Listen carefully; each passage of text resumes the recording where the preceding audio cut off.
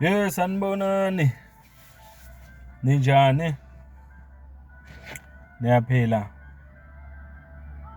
Asithembe ukuthi niyaphila bafethu. Mfoka Mkhonza lo. Onibingelelayo nje namhla kusihlwa kuyi-Friday. Asithembe ukuthi niyaphila bafethu. Ngithathe leli thuba ngamukela lonke ama-new subscribers to this channel. Ngiyanibonga kakhulu ngithi welcome to my channel. Welcome to our home. Ngiyanibonga ngokuthi nisubscribe because now mangibheka la siku 3.98 sorry 3,908 subscribers. Okusho ukuthi iyahamba inqola ibheke ku 4,000 njengoba ngangithembisile kuningi sizokubona okusha uma sifika ku 4,000 subscribers. Kuningi esikuphekayo ngasese enizokubona la okuzokhulisa i-channel yethu. Siyabonga kakhulu ke bafethu, siya appreciate ngokuthi nibe la.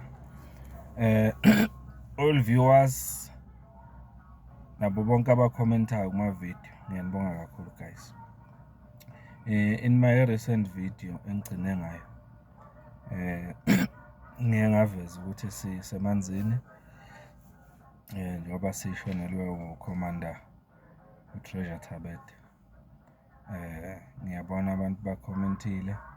Siyabonga ke bafethu ngokuthi nizwelane nomndeni, nizwelane futhi nathi njengama-commander aseMkhondo naseMpumalanga njengoba silahlekelwe liqabane lethu.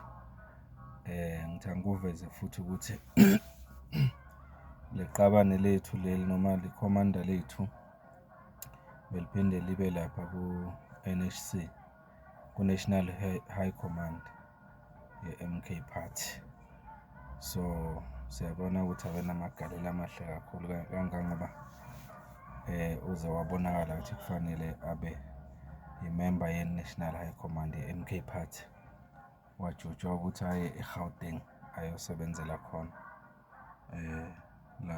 Nalapho-ke kufike kwabonakala khona ukuthi ukugula kuye kwamqina, wagcina sabuye ngasekhaya. Kodwa nje okuningi mhlawumbe sesiyokuthola emndenini ngamalungiselelo and everything ukuthi kuzohamba kanjani.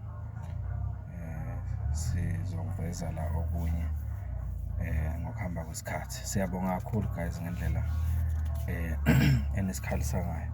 So into engayisho-ke manje ukumuva ngiye phambili nevideo, ngifuna ukukhuluma ngendaba yokuthi i-MK Party iphakamise ukuthi amajaji ase-South Africa awenziwe lento ekuthiwa ngama-lifestyle audits.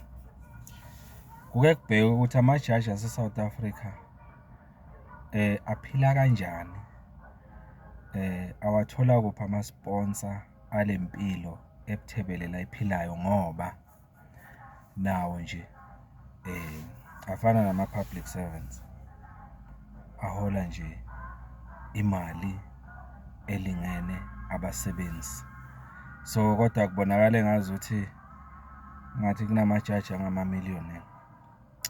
So i-MK Party yakuphakamisa ukuthi nawo akakahlole kwenziwa yini ukuthi mangabe umuntu azoba imember yePhalamende noma ezoba iminister kufanele ukuthi adeclare ama-interest wakhe and everything ukuze kwaziwa ukuthi impilo yakhe yangasese ikanjani, because ziningi izinto ezingenzeka bafethu uma ngabe umuntu akwi-position yokuba ijaji. Njengoba ziziningi izinto ezingenzeka umuntu uma eku-position yokuba u-president, yokuba i-minister, yokuba i-MP, uku-position lapho e-privileged bangayibeka ngaleyo ndlela engenza nokuthi uze mhlawumbe uyisebenzise kabi kwesinye isikhathi leyo position ukuzicebisa wena bese uhlanekezela ubulungiswa noma i-justice. Uyayibona, ngoba abantu bangakuthenga kwesinye isikhathi bafande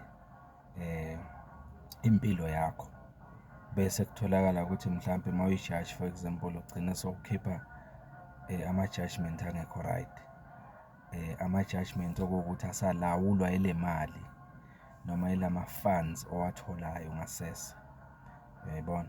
So i-MK Party angicabangi ukuthi umuntu ophila kahle nocabanga kahle angayiphikisa lento eshiwo i-MK Party ukuthi ayiphakanyiswe lento ukuthi amajaji akahlolwe nawo, ngoba at the end of the day i-South Africa masingayibheka nje ibheke phansi bafethu, kuningi okungahambi kahle e-South Africa.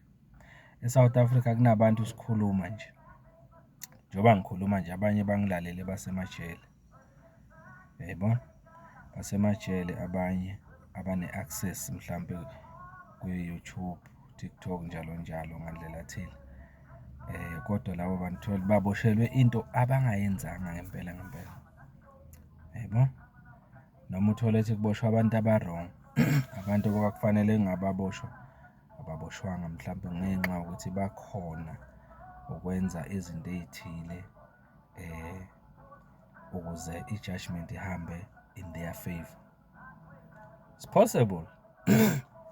This is really possible. Why? Because uma uyi-judge, you are not immune ekuthaneni nawe ungalingeka ekutheni kwenziwe i-fraud nawe. We are not immune. Sonke we are not perfect. We are all human beings. Uma uyi-judge usuka ekubeni umuntu njengathi sonke nje bese uba yi-judge leyo position. Njengoba nje sibona nje kwenzeka ikhathi eziningi ama-public servants ayabribwa. Sikubona mihla namalanga ayabribwa, kugcine kuhlanekezelwe ubulungisa. Pho yini lena engenza ukuthi sithi amajaji wona angeke kwenzeke kuwo lokho? Kungani angahlolwa nawo njengabanye ukuthi aphila kanjani? Kungani amajaji mhlampe kungaveli konke ngawo adeclare yonke into njengoba kwenzeka nakwamanye ama-public servants? So i-MK Party uma ungayibheka kahle iza ney'nguquko ezizoba usizo kakhulu emphakathini, ezizoba usizo kakhulu ezweni. Kodwa ngiyazi ukuthi kunabantu njengamanje abazobuka lento ngendlela yokuthi hhayi isuke nje ukuphapha i-MK Party and all that. Babuke mhlampe nokuthi sino-deputy president former judge, ubaba uHlophe, John Hlophe, okungenzeka nguye mhlampe oqhamuka nalo mbono, ngoba ngiyezwa ukuthi engathi kunabanye ababuka ngaleyo ndlela ukuthi lento nje iqhamuka nangoHlophe ufuna ukuziphindiselela kubo bonke abangamajaji abaye bamfaka ngaphansi kwebhasi. No.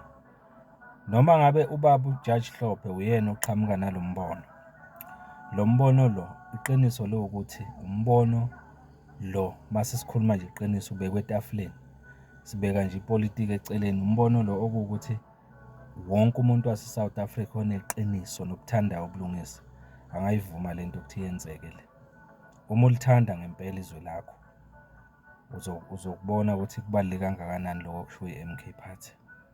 So yingakho ngithi kuyafuneka ngempela ukuthi lento le siyiphushe izizwakale ngempela. Engithemba futhi ukuthi izokwenzeka, ikhulunywe futhi idiscusswe eParliament everywhere, because ezobulungiswa eSouth Africa sikhuluma iqiniso nje limsulwa abafethu, azihambi ngendlela. Kunabantu abafayo, kunabantu abareyishwayo, abantu besifazane, iy'ngane zingaphansi kwengcindezi enkulu. Kungenzeka ukuthi enye yento eyenza ukuthi bangabutholi ubulungiswa futhi bangabutholi nangesikhathi esifanele, mhlampe kunezinto ey'thile okufuna y'hlolwe emajajini. What if kunezinto okufuna y'hlolwe? Because iqiniso lokuthi ama-courts noma iy'nkantolo zase-South Africa azenzi ngendlela e-right, iningi lazo aziphefome ngendlela e-right futhi. Khona amajaji okuwukuthi aze amiswe ngisho ey'khundleni ngezinto ey'thile ezingaqondakali nezingacaci kahle azenzayo. Amanye ahamba ama-trial sikhuluma, amanye mhlawumpe azagwetshwa phambilini and all that ngezinto okuwukuthi azenza njengawo wonke umuntu. Ukuphula umthetho akusiyo ukuthi umthetho uphulwa yithi kuphela esingewona even nawo amajaji ayawuphula umthetho. Uyayibona leyo nto. Ubufakazi baloko-ke phela noma ubaba uJaji Hlophe sinako ukuthi siyamvikela entweni eyamenza waze wagcina ekhishwe emajajini.